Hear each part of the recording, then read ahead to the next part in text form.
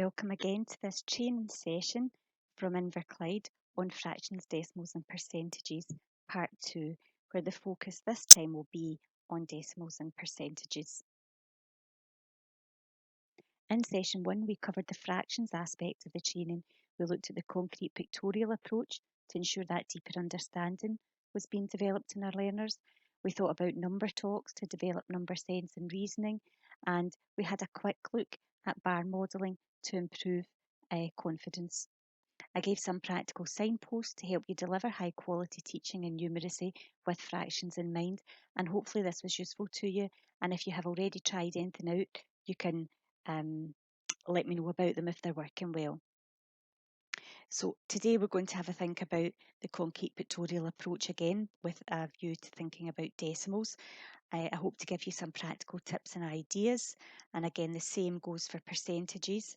We'll have a look at what the flip charts are like for the number talks, and again a short chance to look at bar modelling involving decimals and percentages. So as you know, decimals actually come everywhere, they're all around us. What I'd like you to do just now is to pause the video and just to note down some examples of where you might see decimals in and around your workplace or your outside, your journey to work, in your house. So just note down some of those and then come back when you're ready.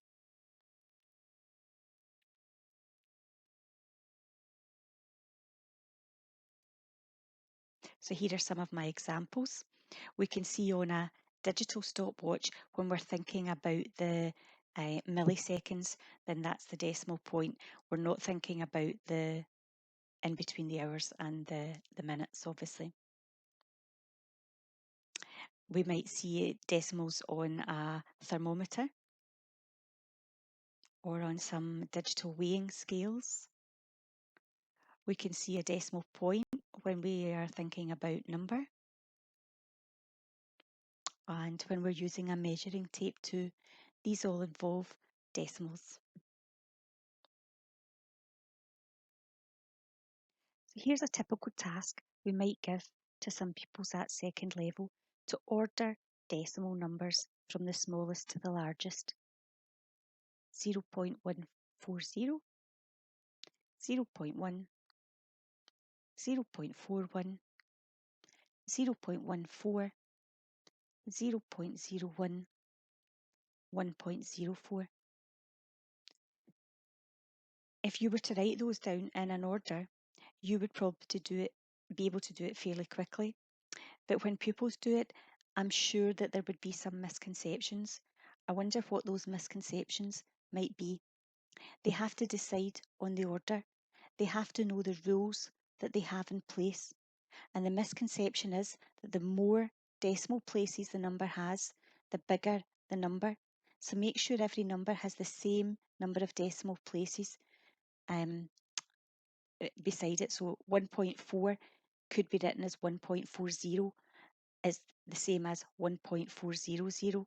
The value doesn't change, but pupils aren't always aware of this. So it's really worthwhile highlighting it to them. And again, taking it from a concrete position first of all, and then moving on to pictorial really helps them to develop before moving on to this abstract concept. So let's have a look at that. As with any numeracy concept, here in Inverclyde we would encourage the use of concrete materials and pictorial approaches before rushing to the abstract when children give up and are less motivated because their understanding is not as it should be. Using concrete materials is a great way to visualise decimal fractions. And here we can see some base 10 material being used where the block, which usually would represent 100, is actually 1. And the 10 that we would normally think of is now 0.1, which means the small red one is now worth 0.01 100th. It should be easy to see that 1 whole would be the same as 10 tenths, which would be the same as 100 hundredths. And also noting that 1/10 is the same as 10 hundredths, and getting pupils to work with the materials before asking them to do any ordering and comparing is a really valuable task. Earlier, we looked at a range of numbers to put in order. those decimal fractions. And here I've arranged them using the concrete materials. Hopefully you can see how each is represented. Each one being represented is clearly growing in size when we use the manipulatives. So we have our 0.01 and our 0.1, our 0.14, which is also the same as 0.140 because there are no hundredths, no thousandths, 0.41, and then 1.04.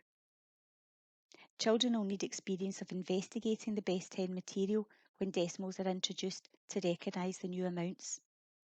And it would be great if we were here face to face. We would have lots of chance to do some show me, make me activities because they're great for developing that understanding. And then it leads on to linking it with the pictorial representations too. So those previous misconceptions that we thought about can be addressed through this concrete approach. And again, as I've said, maybe giving them all the same decimal value and when using the abstract notation. So 0.01 might, if we're in primary 7 and thinking about thousandths, would be 0.010, and then 0.1 would be 0.100, 0.140, and 0.410, 1.040. And then they become much easier to identify from the biggest to smallest. But actually seeing it in that concrete way is the most simple way to do it. I'm sure you would agree.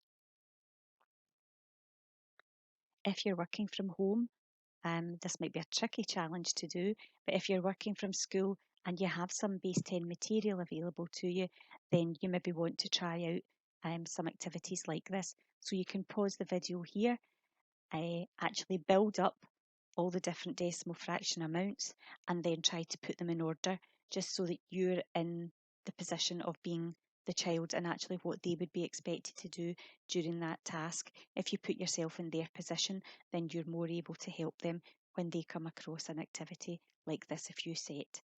So you can pause the video here if you want to, or continue on. And here would be the answers.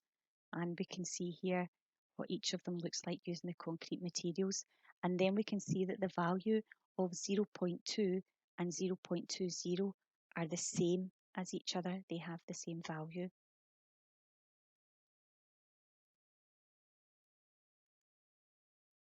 Here's a great wee activity when pupils know how to use the base 10 materials. So it's choose 3 digits, and I've chosen the digits 1, 4 and 5. And what I would be asking the children to do is to try and make all the combinations of decimal fractions using those 3 digits, and then to record in a pictorial format to match each of the fractions that they've made. So I've only got a few of them down there that I've made a start with. So 1.45 I would make and record it as such with the decimal point in place too.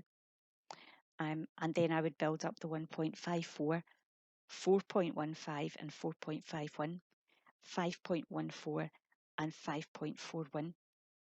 And again, if you were thinking about the thousandth column as well, you might introduce the zero aspect from that too, so that they would then have to have more combinations.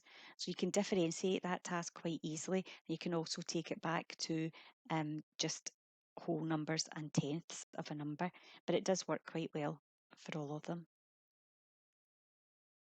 In the last session, we had a wee quick look at the rainbow fractions, and they were provided by the Attainment Challenge to all the schools.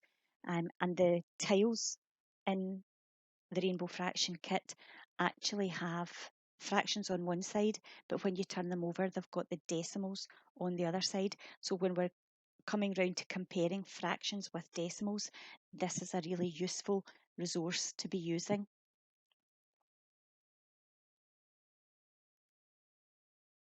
I've recently put a couple of boxes of place value counters into each school, specifically for primaries 5 through to 7, because they go from the thousandths all the way up to 10,000. And again, this is a great way to embed that concrete pictorial abstract approach, which we advocate here in Inverclyde, into your numeracy lessons. Last time I also talked about the virtual manipulatives websites such as mathspot.com and Toy Theatre, and these can be used alongside the counters. So you could have something up on the interactive whiteboard and the children could have their own wee place value grids like these ones. I just made some of these myself and laminated them. So if anybody wants a copy of them, they can get in touch and I'll email them out, but you will need to print them off and laminate them. So I might be saying to the children, can you show me 35 and 4/10, which we can now begin to see as we implement it in here. So we've got 3 of the tens counters to make our 30, 5 of the one counters to make the 5, and then our 4/10 using our tenths counters in there. And again, you could put up on the screen a value and ask them, what number does this represent? Likewise, you might shout out a number.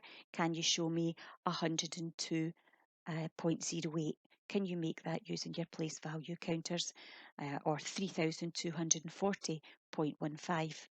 And using these place value grids is a really good way, and the counters, for addition and subtraction of decimals as well.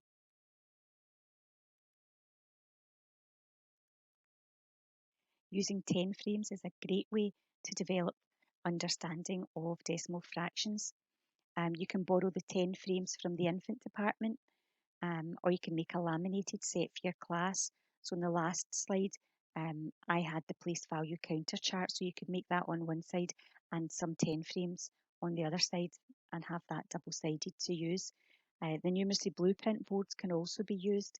They should be piloted at second level between February and the summer once the second level children are back in school. And you can see here that by placing them, once you've got 10 0.1 counters on, 10 tenths, you can see that fills up one whole grid. So if we were now looking at this, we can see that this is actually representing 1.6. So we can see that quite clearly, either with the decimal value counters, or they can just draw in the little dots themselves too. Another useful resource are the arrow cards. They're really useful for recognising the place value of numbers, including decimal fractions. If you can't find these in your school, get in touch and I'll send you out a set that I made that you can print off and laminate.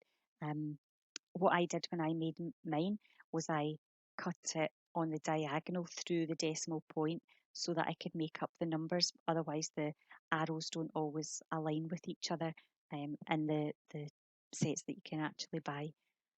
But play around with the arrow cards. They're another really useful tool to have for teaching decimal fractions. Making the link between fractions and decimals is important. You would start by asking the pupils to build with concrete materials and match them to a pictorial representation and then the written notation when they're ready. So here I've just got on the screen, what do you see? And we could introduce it as fractions first of all. How much has been shaded? We can see that 3/10 have been shaded. And if we were to record that in a decimal notation, it would be 0.3. I can see 1.1 and 4/10 in my next one, and we could record that as 1.4. And what do you see in our last example? There are 4 holes shaded and then 5/10 of the last hole, so 4 and 5/10. And you might also get some children saying to you that it's 4.5, and then you can make the connection between 4.5 being 4.5. And similarly, you would introduce hundredths this way as well. Here we can see the base 10 blocks being used for visual representations of 1, 1 whole, 1/10, 1/10 of a whole, and 0.1, and 1/100th. And again, the big grid on the numeracy blueprint can be used to develop this idea as well. You might want to pause the video here and try out this activity for yourself. Can you use the place value counters to match the decimal fraction in the big grid? How much is shaded? Can you write it as a fraction and record it in words? And is there another way to say this? So pause the video, have a think about it, if you've got time, and come back and we'll have a look.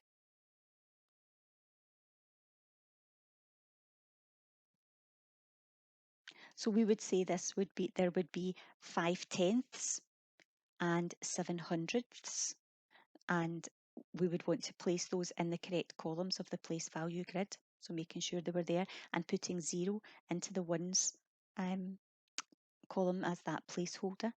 And when we write it, we could say 5/10ths and 7/100ths, or we could say 57/100ths, and we would want to write that as a fraction too.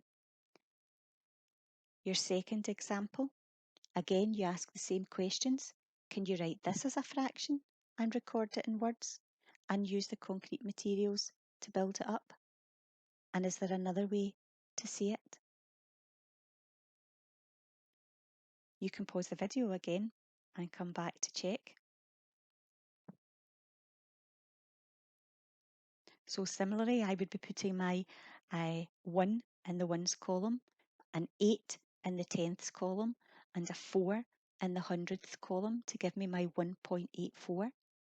I might write this down as my fraction 1 whole and 84 hundredths. I might record it in words as 184 hundredths, or 1 and 84 hundredths, or 1 whole, 8 tenths and 4 hundredths. So there's lots of different opportunities to take the learning a little bit further here.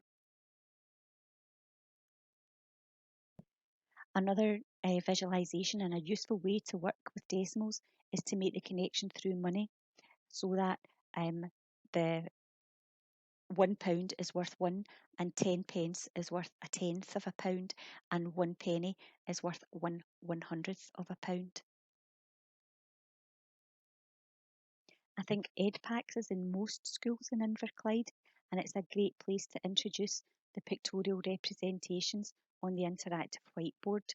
You know, looking at decimal fractions of and compare them with fractions, or putting your decimals on a number line, and then thinking about how many tenths or hundreds. There's a wealth of resources on that site. If you haven't already had a look at it, then please do. When pupils have had plenty of experience of the concrete and pictorial, you can observe how they're getting on through an activity such as this one. It's quite a good interactive one. Maybe a wee bit difficult under the circumstances if we have to still social distance, but it'll work okay in bubbles. You just don't need to include the swap element when we come to it. So I would split the class into two groups, Group A and Group B, and ask Group A to write a decimal on their whiteboard, while Group B writes a fraction on theirs.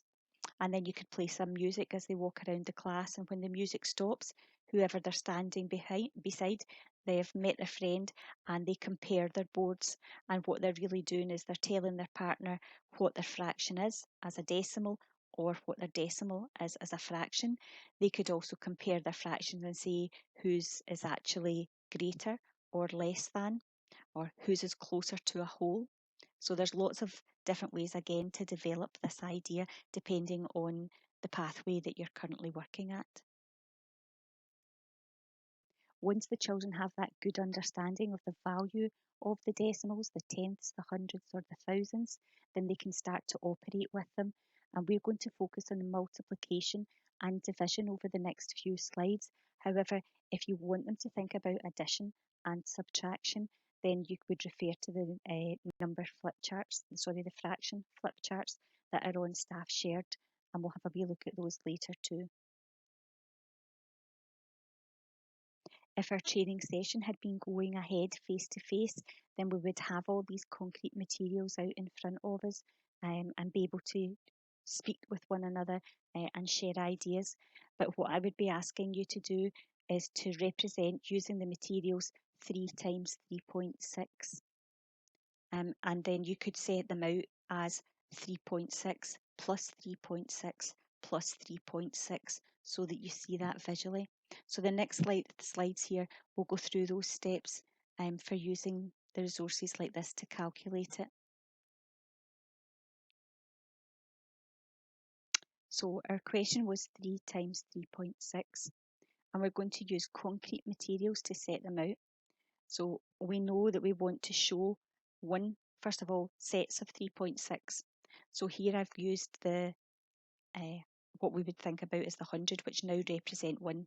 We can now see we've got 3 ones and we've got 6 tenths.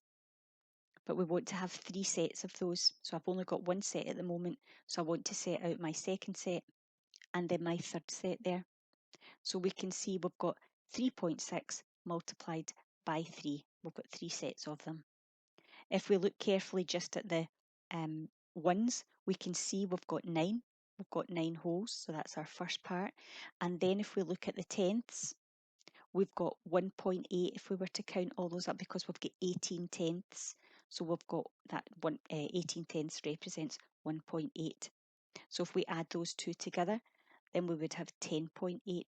And this is a really great way of introducing the area model when we're multiplying. They should have experience of the area model first of all for whole numbers before introducing the decimal fractions though. Again, we're just looking at the same one, but this time we're going to look at multiplying 3.6 times 3 using the place value counters this time. So here I've got one set of 3.6. It's a bit difficult because you don't see the difference in size. It's just the number on the counters that you can see. Here's another set of 3.6 and your third set of 3.6. And what we would then need to do is look at how many holes that we do have. We've got 9, but then we could make one whole set if we've got 10 tenths. That would make 1. So now we can see we've got our 9 holes and we're going to exchange those 10. So now we've exchanged them, we can see we've got our original 3 sets plus our extra 1 that we exchanged our other place value counters for, and we've got 8 tenths left there. So we've got 10 1 counters and 8 tenths to give us our 10.8. If you feel your children are ready to move on from the concrete, then it would be the pictorial aspect that you would be thinking about, and we would be using that array model. So what we would want to do is to make our grid, and we want to split it into 3 rows of 3.6. So we know we've got our 3 columns and our 3 rows. So we can see there we've got our holes and then we've got our representation of our tenths there, and we can see we're multiplying by 3 at the side. So we've got all our ones, these are each worth 1s, and then over at the side are worth 0.1, and just as we did before with the concrete materials, we would then be adding those up. So we've got 9 with the 1 counters, we've got 1.8 using the tenths, which gives us a total of 10.8. Another version of the array model is that you don't see all the columns in the boxes, and it's another pictorial format to use. So again, we've got our block and we know that we've got 3.6, so we've partitioned that into 3 holes and 0.66 tenths, and we know that we're multiplying by 3. So 3 times 3 gives us 9, and 3 times 6 gives us 18, but 3 times 0.6 is 1.8. And then we would know that when we add those together, we also get that answer of 10.8. So we want to give the children plenty of opportunity of the concrete way and the pictorial way, rather than just jumping in at abstract. You can see, hopefully, how beneficial this is if you're building it up in this way. So let's have a think about division this time using the concrete materials. Our calculation is 0.36 divided by 3. So remember that what we would have thought as tens are now tenths, and the little ones are now hundredths. So we've represented 0.36 in this way, and we want to split that up into 3 equal parts. So they need that process of being able to do that physically. So here we can now see that we've split them up into 3 equal sized groups.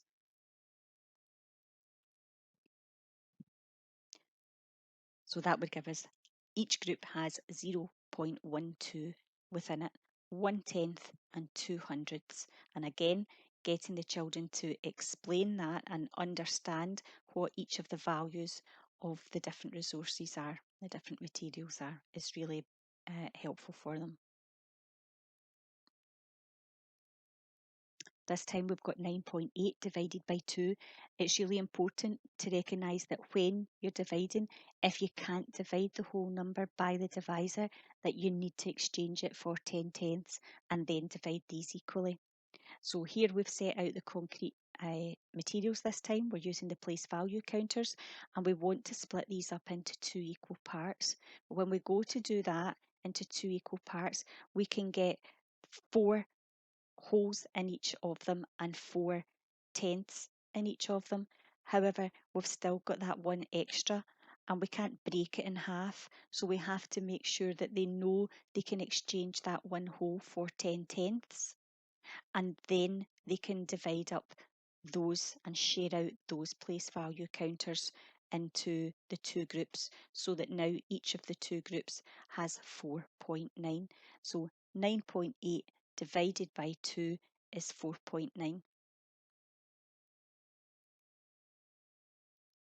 If you want to spend a little bit of time practicing the multiplication and division using the concrete materials, this is a good place to pause the video and try them out for yourself and come back to the rest of the session when you're ready.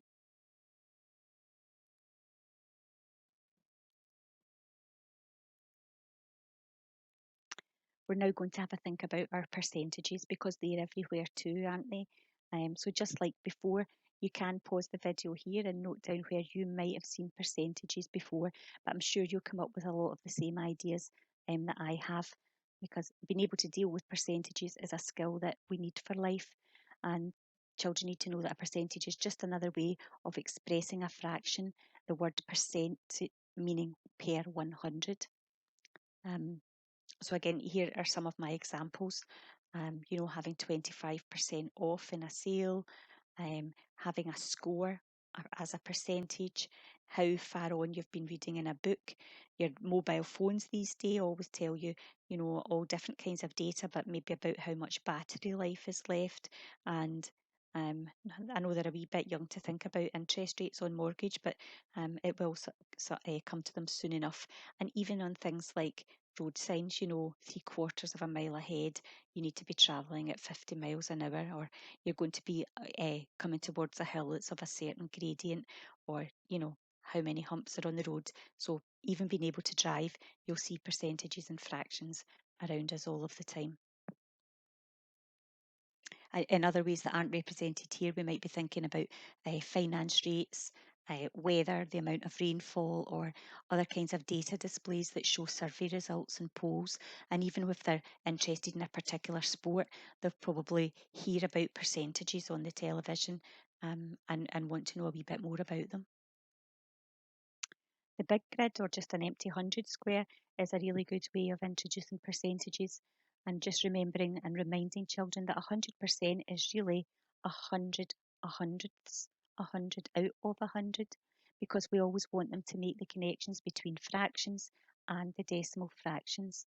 If we think back to the big grid and how we used it to show decimals, we're just really repeating that with percentages in the same way. So here I've coloured in one box out of 100. And if we know that the big grid is worth 100%, how much is the value of one of the squares within that big grid? So we should be able to recognise that as being 1%. But what if we then draw a line halfway down the big grid, or the empty number square? Then 50% is half. We've got 50%, 50 boxes on one side and 50 boxes on the other, 50 out of the 100. We might say that as a half, but we also would say as 0.52 to make that connection as well. And if we draw a line across the middle, we can now see easily in a visual way that we have split it into quarters. How many little boxes are in 1/4? 25. So that's 25% would be the same as a quarter. And we know that a quarter can also be written as 0.25. and we would explore that further. We might also ask how much, if there's 25% in one quarter, how much is in 3/4, and make the connection between 25% plus 75% being 100%. So again, that's a good way to take the learning forward. Similarly here, you can see that we've split the big grid into fifths, 5 parts. And if we've got 5 they are all, and we counted the boxes, we would see there are 20 boxes. So that each of those are fifths are worth 20%. We might then ask the pupils to shade in 40%. So you've shaded in 40%, what fraction hasn't been shaded? And how would we write this as a decimal fraction? You know, the 0.4 has been shaded and the 0.6 hasn't been shaded. And then reminding them, of course, of that 0.40, that 4/10 is the same as 40/100ths and 6/10 are the same as 60/100ths. This activity is more abstract than what we have been thinking about so far, but there's no harm in asking pupils to represent each of them with concrete materials to go alongside an abstract task that you give them, such as this. I mean, just because they can do the abstract doesn't mean to say they don't have to use the concrete. It really is a useful way to back up their knowledge. So again, I would only have the black writing first of all, and they have to fill in all the empty spaces, which I now have here in red. So being able to make those connections between fractions, decimal fractions, and percentages is what we're looking for. Let's not forget mental maths. Do we spend enough time counting in fraction and decimal fraction amounts? Children will get confused in counting, so we need to make sure that they know what comes next and how they can convert maybe between hundredths and tenths and between tenths and wholes and going from wholes to tens of numbers. So here we can see 1/100th, 2/100ths, 3/100ths, all the way on. So what comes next? Yep, it's 10/100ths. What's that the same as? 1/10, but we don't want them then to start counting 2/10, 3/10. After 10/10 is 11/10, and that's not the same as 2/10. So again, that can be very, very confusing. So they have to have all that concrete behind them to support them. If we're counting in tenths, likewise, counting 1/10, 2/10, 3/10, and getting up to 9/10, what comes next? 10/10, which is a whole. 11/10, how might we say 11/10? 1 and 1/10. 12/10 is 1/10, one whole and 2/10, and so on. And then again, counting up in ones, which they're able to do, and then counting on in tens. So we want regular practice, making sure that they're not making those common misconceptions that we can often do. Because children often find these concepts tricky, it is important that we continually plan for assessment, find out about prior knowledge, but also to check how new concepts have been understood throughout a block of lessons and then make the changes necessary. We also want to think about making available the concrete resources for those who require them for as long as necessary. It's not that we introduce the concrete materials for the first few lessons and then take them away, because some of our pupils will need them for longer. Here we've got a list of some Hinge questions that will let you focus in on what children know or don't know. You know, some examples are, how many hundreds are there in 0.67? How many in 0.8? Are there any hundredths in 1.3? What is the value of 5 in these different digits that you can see? Or asking them to write down a number using a decimal point. Can you write me down 3 units, 8/10ths and 6/100ths? And can you tell me what that number actually says? How many thousandths are there in 10/100ths? How else could you say this number? 5 units and 63/100ths. How might you write that number? And getting them to explain their thinking. You can do that in a variety of contexts using the show me boards, getting them to create the questions, get a true or false answer, spotting the mistakes, just making sure that you're making use of checking for that understanding with the tricky concept of decimals. In session 1, we had a look at the fractions, decimals, percentages flip charts, but we only focused on fractions. There are lots of the flip charts around decimals and percentages.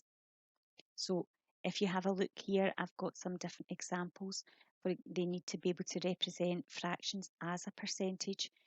So what is the fraction as a percentage, but how do you know, and having that conversation around it. What is a percentage of a given amount? So 10% of 360, 50% of 360. If we know what 50% of 360 is, will that help us calculate 25%? And if we know 25%, will that help us calculate 75%? So it's about using what they already know to solve the next problem. A lot of the flip charts around decimals and percentages focus on this. They also compare fractions, decimals and percentages. And again, I would be bringing up the screen so that I could only see one line at a time and asking them to put them in order from biggest to smallest or smallest to largest, or even just finding which one of these do you think is the smallest. Can you explain why? And which one do you think is the biggest? But the red lines are there to use as empty number lines if you want them to. Down in the left hand corner, we can see how would you order these numbers from the least to the greatest. And again, that's using a mixture this time of fractions and decimal fractions. And there's ones with just tenths in it. And in this example, we've got tenths and hundredths in it. And then in the bottom right hand corner, how would you order these numbers from least to greatest? And that's including fractions, decimals and percentages there. So there's a wealth of different types. And again, if you look at the border that goes around them, red is for second level pathway 1 or before, yellow is for second level pathway 2, and green is for second level pathway 3. But again, of course, you can make that decision on where your class best fit or where your group best fit. It is unfortunate that we're not face to face and having an opportunity to go through the flip charts and really go into them in detail. So that's over to you for the next part of your learning, is to find the flip charts and see which ones are useful to you. Here are examples of finding fractions of an amount and multiplying whole numbers by fractions, and also dividing whole numbers by whole numbers that might give a decimal fraction in the answer. In the number talk flip charts, the main focus from primary 5 through to primary 7, second level, is for multiplication and division, and with some of the fractions, so we can get our addition and our subtraction fix through the addition subtraction of decimals. So here we've got some of the examples, as you can see here. So starting off, you know, what are two numbers added together that have the same value? So we're looking at 0.10 plus 0.10. There's no difference in the denomination of those ones.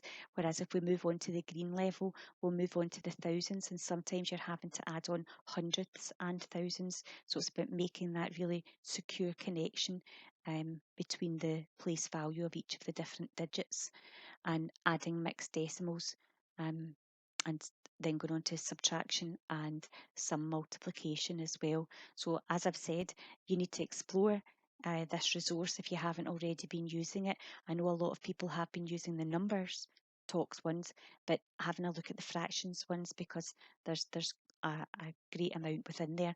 Just a quick reminder that we can't share them out with the authority because we've purchased the books where the reproducible material came from, that I used to create the flip charts. So we're just keeping them within the authority, and don't make any changes to the copy that's on staff shared.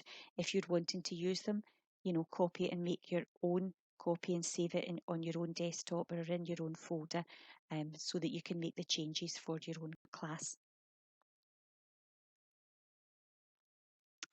Here I've just got a list of some of the different reading if you want to take it on further in your professional development, and some of the websites that I've used in the past that might be useful to you. So you can pause the video or rewind the video when you're finished and come back to some of these if you want to delve a little bit deeper. Thank you very much for coming along today and attending the session on fractions, decimals and percentages. what I'd like you to do now that you've completed both of the courses, if you could take a few minutes of your time to either use your phone to take a picture of the QR code, which will take you directly to the Microsoft form, or to pause the video and make a note of the um, link that will take you there, and just let us know how you found today's session. This really does help us plan for future training. If it was worthwhile for you, if there's any changes that we need to make. It's also useful for your um, professional development and keeping a note of what courses you've been on and the impact that they've actually had on you, your pedagogy, and the impact that it's had on your learners. So if you wouldn't mind doing that for me, as I said, it does only take a few minutes. Thank you very much for coming along today.